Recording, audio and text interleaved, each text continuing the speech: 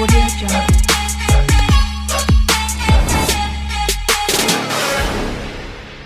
Hi friends, show no emotions ఛానల్కు స్వాగతం. అగ్గిపెట్టె లేదా మాచెస్ అనేది మన జీవితంలో సాధారణ వస్తువుగా మారింది. కానీ ఈ సామాన్య వస్తువుకి చాలా ఆసక్తికరమైన చరిత్ర ఉంది. 17వ శతాబ్దం చివరిలో మరియు 18వ శతాబ్దం ప్రారంభంలో ఇనుప మరియు స్టీల్ వంటి పదార్థాలతో మంటను వెలిగించడం ఒక కష్టం కట్టడంగా ఉండేది. అయితే 1805లో జర్మన్ రసాయన శాస్త్రవేత్త జోహాన్ వోల్ఫ్గాంగ్ డోబెరైనర్ తన ప్రసిద్ధమైన డోబెరైనర్ లాంప్ అనే పరికరాన్ని కనుగొన్నారు. ఇది హైడ్రోజన్ గ్యాస్ మరియు ప్లాటినం స్పాంజ్లను ఉపయోగించి మంటను వెలిగించేది. అయితే మొదటి మాచెస్ 1826 ఆంగ్ల రసాయన శాస్త్రవేత్త జాన్ వాకర్ ఆవిష్కరించిన మొదటి ఆచరణాత్మక అగ్గిపెట్టె ఫ్రిక్షన్ మ్యాచెస్ గా పిలువబడింది. వాకర్ అనుకోకుండా కొన్ని రసాయనాలను కలిపి వాటిని కర్ర చివరిలో పూసి ఒక ఉపరితలంపై రుద్దినప్పుడు మంట వెలిగింది. దీని ద్వారా మాచెస్ కనుగొనబడింది. పునరుద్ధరణలు మరియు అభివృద్ధిలో ఫ్రెంచ్ రసాయన శాస్త్రవేత్త చార్లెస్ సౌరియా ఫాస్ఫరస్ ను ఉపయోగించి మరింత సురక్షితమైన మరియు సులభమైన అగ్గిపెట్టెలను తయారు చేయడం ప్రారంభించారు. ఈ కొత్త మాచెస్లు ఫాస్ఫరస్ మాచెస్ గా ప్రసిద్ధి చెందాయి. ఆధునిక మాచెస్ సమయంతో అనేక ప్రైవేట్ కంపెనీలు మరియు శాస్త్రవేత్తలు అగ్గిపెట్టె తయారీకి ఆధునిక మెరుగులు తీసుకొచ్చారు. 1844లో స్వీడిష్ రసాయన శాస్త్రవేత్త గుస్తావ్ ఎరిక్ పాస్ట్ రసాయనిక పదార్థాలను వేరు చేయడం ద్వారా మరింత సురక్షితమైన మాచెస్లను అభివృద్ధి చేశారు. అగ్గిపెట్టెల చరిత్రలో కొన్ని ఆసక్తికరమైన మోసాల సంఘటనలు కూడా ఉన్నాయి. అవలక్షణ అగ్గిపెట్టెల మోసం 19వ శతాబ్దంలో సౌర్య ఫాస్ఫరస్ ను ఉపయోగించి మాచెస్ తయారీలో ముందడుగు వేశాడు. అయితే ఈ ఫాస్ఫరస్ చాలా విషపూరితమైనది. ఫాస్ఫరస్ మాచెస్ తయారీలో పనిచేసే కార్మికులు ఆరోగ్య సమస్యలకు గురయ్యారు.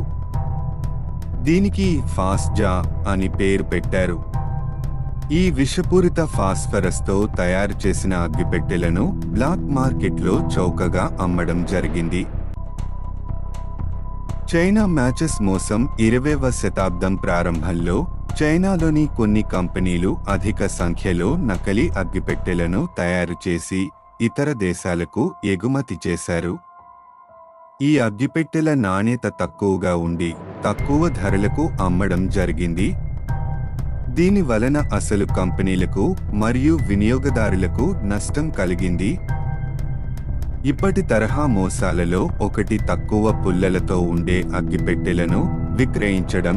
తక్కువ పుల్లలు మోసం. తక్కువ పుల్లల ఉత్పత్తి. అగ్గిపెట్టెల తయారీదారులు మోసపూరితంగా ప్యాక్లో ఉన్న పుల్లల సంఖ్యను తగ్గించి అదే ధరకు విక్రయిస్తారు.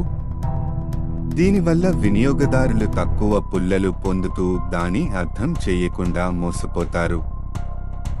Fake labels. కొన్ని కంపెనీలు అగ్గిపెట్టెల ప్యాక్ పై తప్పుడు లేబుల్స్ ఉంచి ప్యాక్లో ఎక్కువ పుల్లలు ఉన్నట్లు చూపిస్తాయి.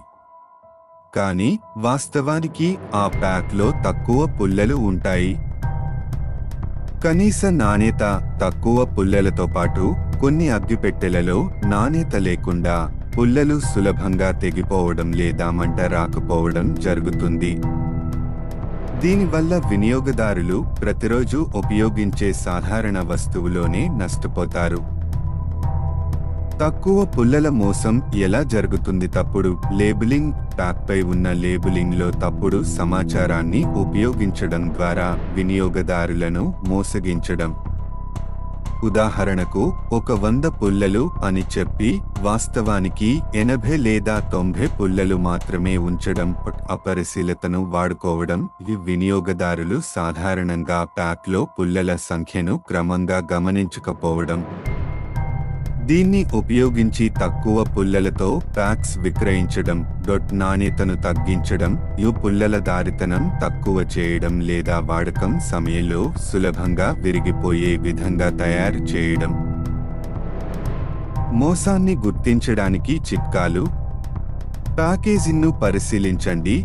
ప్యాక్పై లేబుల్స్ స్పష్టంగా ఉన్నాయా చూడండి.